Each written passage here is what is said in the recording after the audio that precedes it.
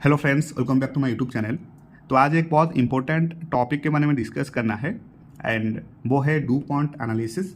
And ये जो DuPont analysis है ये एग्जामिनेशन पॉइंट ऑफ व्यू के लिए बहुत इंपॉर्टेंट है। वो इसलिए इम्पोर्टेंट है, हमेशा एग्जाम में चाहे वो जून टर्म हो या दिसंबर टर्म हो, हमेशा एक क्वेश्चन कंपल्सरी डुपॉन्ट एनालिसिस के ऊपर आता है। चाहे वो एमसीक्यू टाइप का 2 मार्क्स का क्वेश्चन हो या फिर 7 to 8 मार्क्स का प्रैक्टिकल क्वेश्चन हो, राइट। हमेशा एक क्वेश्चन तो कंपल्सरी डुपॉन्ट एनालिसिस के ऊपर आता है। तो इसलिए ये टॉपिक बहुत इंपॉर्टेंट है, इस टॉपिक को अच्छे से डिस्कस करना है, राइट। तो आज हम डुपॉन्ट एनालिसिस को अच्छे से एनालिसिस करेंगे। डुपॉन्ट एनालिसिस क्या है and what are the formulas involve in DuPont analysis, and also एक प्रैक्टिकल क्वेश्चन भी सॉल्व करेंगे with regards to DuPont. Okay, so let's get started. What is DuPont analysis? See, ये जो DuPont analysis है, Dupont analysis is nothing but this is one type of, you can say, identity of a financial tool, right, to measure the return on equity of a company. Company का ROE calculate करने में ये बहुत helpful होता है, right. And ये जो DuPont है, DuPont analysis, it helps to understand the drivers behind return on equity and it gives insights into a company's financial performance, right. तो इसलिए डुपॉन्ट एनालिसिस बहुत इंपॉर्टेंट है। डुपॉन्ट एनालिसिस को अच्छे से डिस्कस करना है। ओके, सो सी, डुपॉन्ट एनालिसिस के अंदर 3 मोस्ट इंपॉर्टेंट कंपोनेंट्स इन्वॉल्व होते हैं। एक तो प्रॉफिट मार्जिन, प्रॉफिटेबिलिटी जिसको कहते हैं प्रॉफिटेबिलिटी। तो प्रॉफिट मार्जिन जो कि सबसे इंपॉर्टेंट फिनेंशियल मेजर्स है कंपनी का। Then asset turnover, asset turnover जिसको कहते हैं एफिशिएंसी, राइट। एक तो प्रॉफिटेबिलिटी कैलकुलेट करता है, सेकंड एफिशिएंसी कैलकुलेट करता है, and third equity multiplier, equity multiplier जिसको कहते हैं लिवरेज, राइट। तो इक्विटी मल्टीप्लायर भी कैलकुलेट करता है डुपॉन्ट एनालिसिस, राइट। एंड अगर इस तीनों को मर्ज करेंगे तो ये आ जाएगा return on equity of a company, in short ROE, in short ROE, return on equity of a company, right. तो प्रॉफिट मार्जिन, आज यू नो प्रॉफिट मार्जिन कैसे कैलकुलेट होता है, बहुत इजी है। नेट प्रॉफिट, जितना नेट प्रॉफिट आया है कंपनी का, नेट प्रॉफिट से टोटल सेल्स को डिवाइड करेंगे तो नेट प्रॉफिट का मार्जिन आ जाएगा। एंड सिमिलरली एसेट टर्नओवर जो है वो कैसे कैलकुलेट होता है, ये भी बहुत सिंपल है।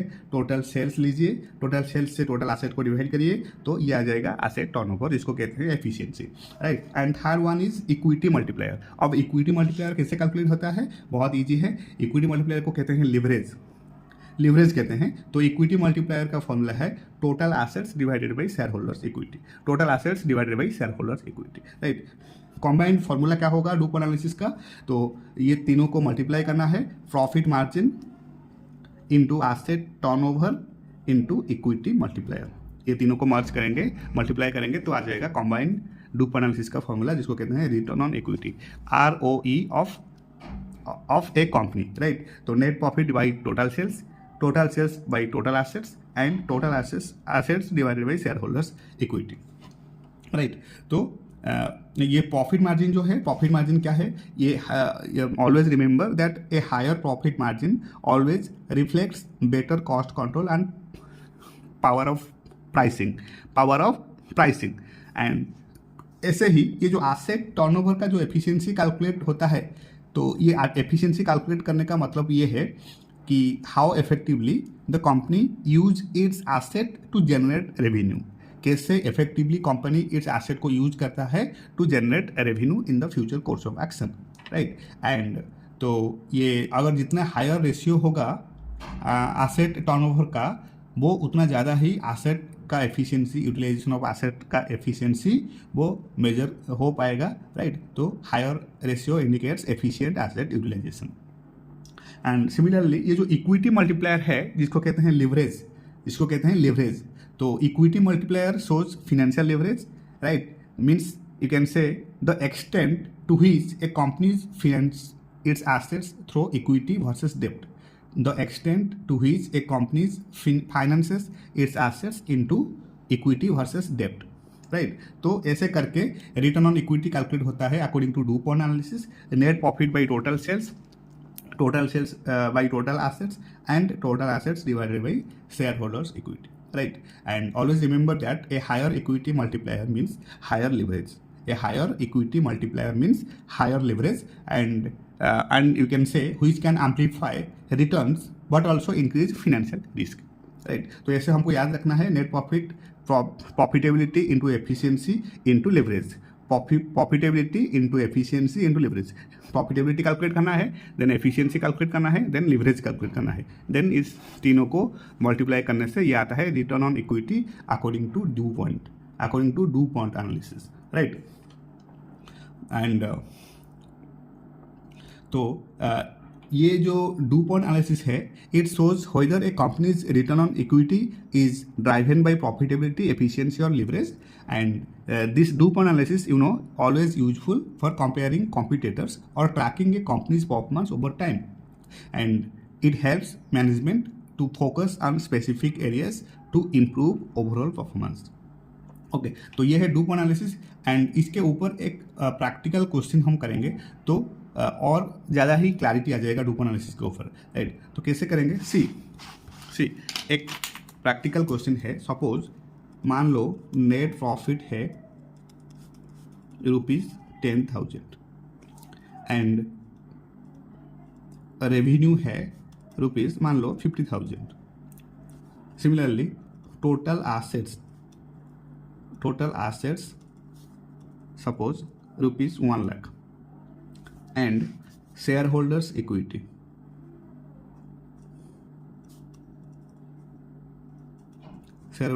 है ₹40,000, right. So now we can calculate a return on equity. We need to calculate ROE, right. तो कैसे कैलकुलेट होगा, स्टेप बाय स्टेप कैलकुलेट करना है.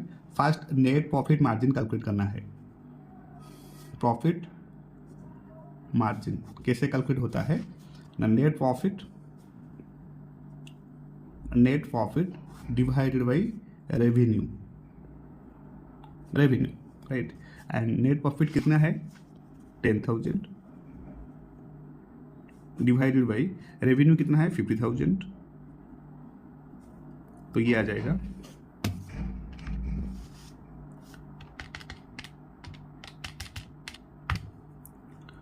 0.2 और in terms of percentage 20%, right. ये है net profit margin. And similarly asset turnover भी calculate करना है. अब ये एसेट टर्नओवर का फॉर्मूला क्या है, वेरी सिंपल. रेवेन्यू से टोटल एसेट को डिवाइड कर दीजिए, ये आ जाएगा asset turnover, right. Revenue divided by total assets. तो रेवेन्यू गिवन है 50,000, टोटल एसेट्स गिवन 1 लाख. तो ये आ जाएगा 50,000 डिवाइडेड बाई 1 लाख 0.5 और इन टर्म्स ऑफ परसेंटेज ये आ जाएगा 50%. Now third equity multiplier.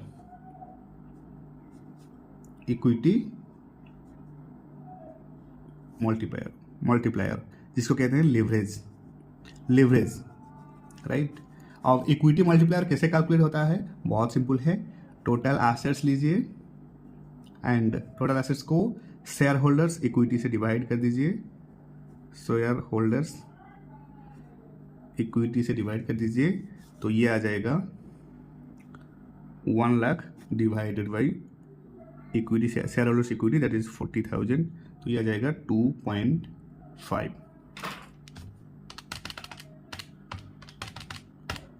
2.5, right. 2.5. Now ये इंडिविजुअल प्रॉफिट मार्जिन आ गया है 20% एंड एसेट टर्नओवर आ गया है 50% एंड इक्विटी मल्टीप्लायर आया है 2.5%, right. Now we can easily calculate a return on equity that is called ROE, return on equity. अब ROE का formula तो हमको पता है, profit margin multiplied with asset turnover multiplied with equity multiplier.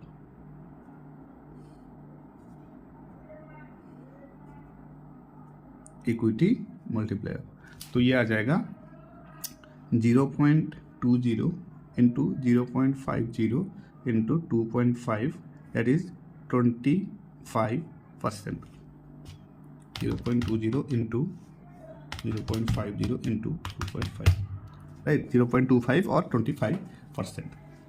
Means 20% of revenue is converted into profit margin, and asset generate कर रहा है 50% revenue, that is asset turnover, and financial leverage which is amplifies return of 2.5 times.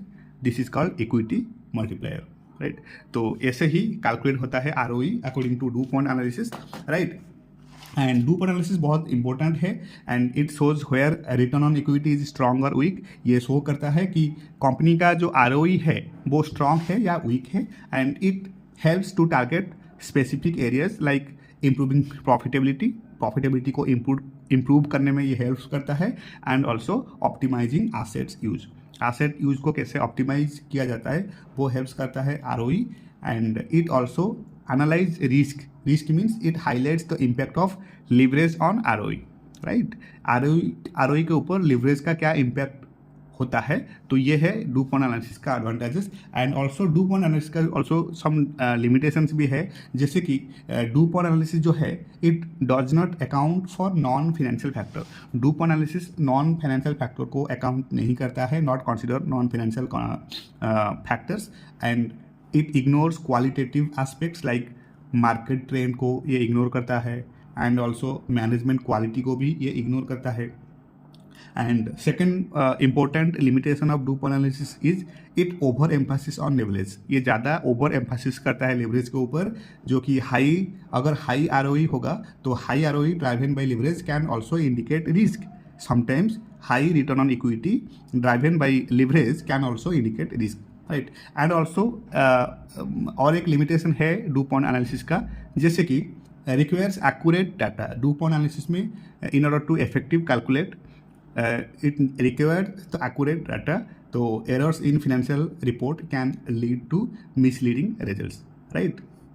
तो ऐसे करके DuPont analysis के ऊपर practical question हमेशा आता है, and also sometimes limitations of DuPont analysis also question में आता है. तो इसलिए मैंने डूपॉन्ट एनालिसिस का एडवांटेजेस क्या क्या है, लिमिटेशन क्या क्या है वो सब डिस्कस किया, एंड डूपॉन्ट एनालिसिस का फॉर्मूलाज क्या है वो एनालिसिस किया, एंड डूपॉन्ट एनालिसिस का मीनिंग भी क्या है वो भी एनालिसिस किया, right? तो remember DuPont analysis is a comprehensive and insightful tool to understand company's ROE and its driving factors, right?